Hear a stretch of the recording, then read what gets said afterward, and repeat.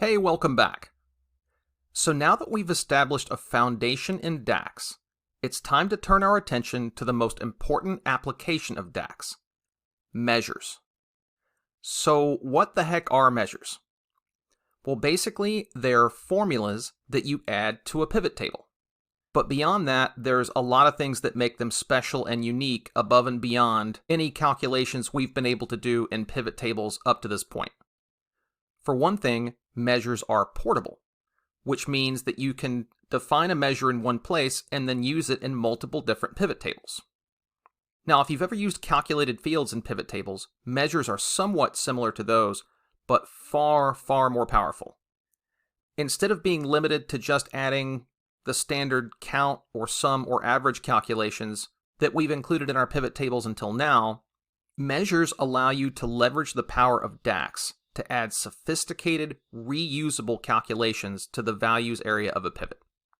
Calculations that, again, go far beyond the counts and sums and averages we've used up to this point. So now that we have an idea of what measures are, let's flip over to Excel and add our first measure to the data model.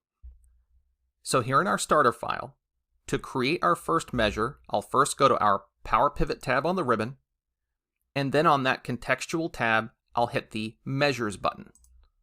And now we have the option to either create a new measure or to manage existing measures. Obviously, this is our first measure, so we'll hit New Measure. And now Excel presents us with a dialog box that will walk us through the process of creating a measure. And we'll just take this one input at a time. Now, the first thing we're prompted to input is a table name. So measures are assigned to tables, but the choice of that assignment is entirely up to you. However, you should ideally assign the measure to whatever table contains the value that is being calculated as part of the measure, assuming that there's only one. Now, sometimes there are fields from more than one table that may be involved in the measure, in which case the selection of the table is more of a judgment call. Now, in our case, our measure is going to be the average of the call duration minutes field from our service calls table. So because we're averaging a field from the service calls table, we'll choose that table from this drop-down list.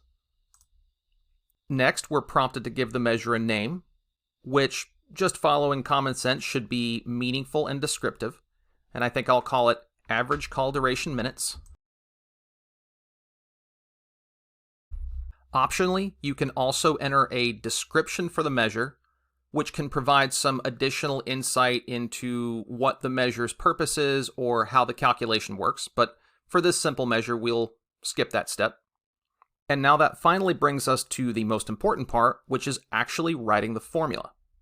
Now, you'll find that this works a lot like writing formulas anywhere else in Excel, whether it be a worksheet cell or adding calculated columns to the tables in our data model. We get all the goodies that come standard with writing formulas in Excel, from assistance with formula syntax to autocomplete for the fields we're referencing. So again, our particular measure is going to be the average of call duration in minutes, but keep in mind that there is an absolutely enormous variety of functions you can use in your measure calculations. And even though we'll be covering several of these, we're still just scratching the surface. One thing that is important to keep in mind going forward, however, is that you must apply some sort of aggregation to any column from the data model that you reference in a measure. Measures are specifically designed to go into the values area of a pivot table, which of course is where we traditionally did our counting, summing, or averaging of fields in our data. But with measures, we don't define the aggregation in the pivot table. Instead, we define everything, from the formatting to the function we'll use to aggregate a field, up front. Make sense? Now, looping back to our current example, we're using an average function to aggregate call duration in minutes. So we'll start typing the name of our average function, and we see that Excel suggests the function that we're looking for, so we'll just hit Tab to select. And since the average function, as applied to our data model, takes a single column as its argument, our measure window is smart enough to simply list all the columns in our data model. Now, we're interested in taking the average of the call duration minutes field, so I'll arrow down to select that one and then hit Tab to lock it in. And finally, I'll close our parentheses. But before we click OK and officially add this measure to our data model, I'll first hit this check formula button that just makes sure there won't be any errors with our calculation. So if I click that, Excel confirms that there are no errors in our formula, so we should be good to go. Now, as a final step, I can also add formatting to our measure, which means that wherever we drop this calculation in whatever pivot table, the formatting I specify here will be retained. So you don't have to worry about formatting the measure wherever you choose to put it. So since this is going to be an average of numbers, I'll choose a number format, and I'll elect to have one number after the decimal place. So finally, I think we're good to go ahead and click OK. So now we've created our measure, but where exactly is it? Well, if we go to our data model, and then go to our service calls table, which is the one that we assigned our measure to, you'll see that in this first column of our data model, our average call duration measure is listed. So now we know we didn't go to all that trouble for nothing. We have our measure stored in our data model. So the next step is to use it by adding it to a pivot table. But before we do that, I'm going to create a pivot table that summarizes average call duration the quote-unquote old-fashioned way, just so we can see the results side by side. So I'll close out of our data model, and then insert a pivot, and then I'll put region on rows, and for our values, I'll summarize call duration in minutes from the service calls table. And I'll summarize that as an average.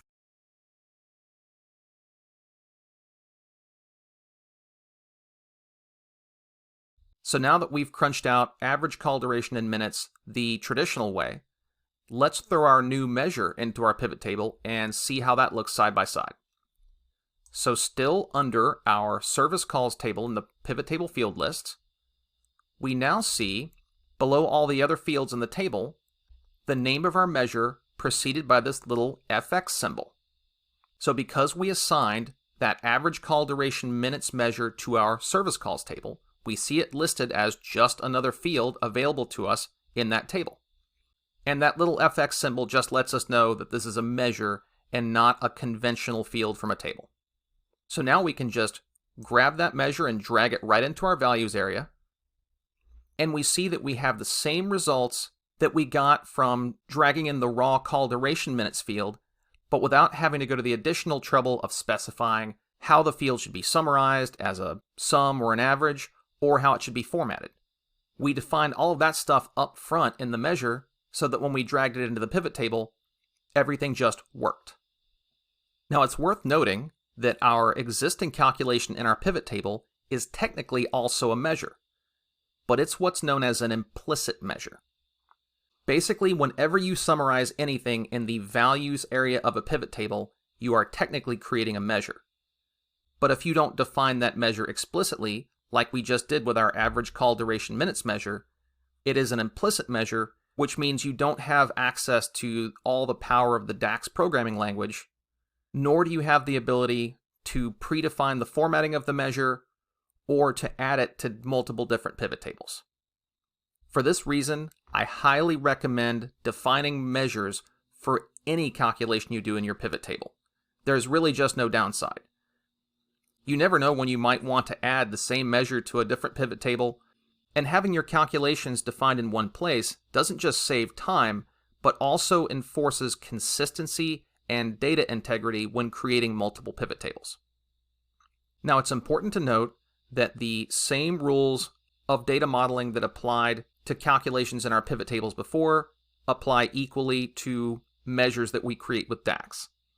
So basically, all your intuition and understanding about how to create power pivot tables from the data model still applies to measures.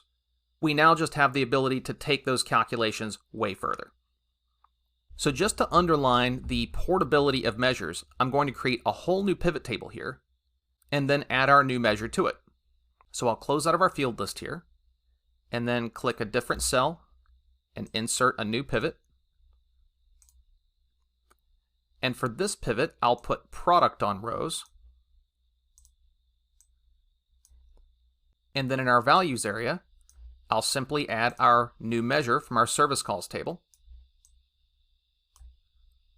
And then if we close out of our field list, you see that in just a few seconds, I was able to create an entirely new pivot table with this exact same calculation, but broken out in an entirely different way. Again, underlining the power of the portability of measures in DAX. Now, another advantage this can have is that if we decide to change our measure in any way, that change will cascade down to any pivot table that we have added that measure to automatically. So if we decided to change the logic of our calculation, or the formatting of our measure, or the name of our measure, we would simply have to do that in one place, as opposed to needing to worry about updating multiple different pivot tables. This allows us to follow one of the biggest commandments of programming and development, which is the dry principle, or don't repeat yourself. You normally don't associate programming methodologies and paradigms with a spreadsheet, but that's how much power DAX and measures give us. So just to demo that, let's try editing our measure to show 2 numbers after the decimal place instead of 1. So back to our Power Pivot tab, we'll click our Measures button again, but then instead of selecting New Measure, we'll go to Manage Measures. And obviously we've created one measure thus far, so we'll select that and hit Edit. And now under our formatting options, I'll change our decimal places from 1 to 2, and then click OK. And as you can see, both of our pivot tables updated automatically. In my opinion, pretty darn cool. All right, now that we've covered Measures 101, up next, we're going to take a look at applying some DAX-specific functions to our measures. I'll see you then.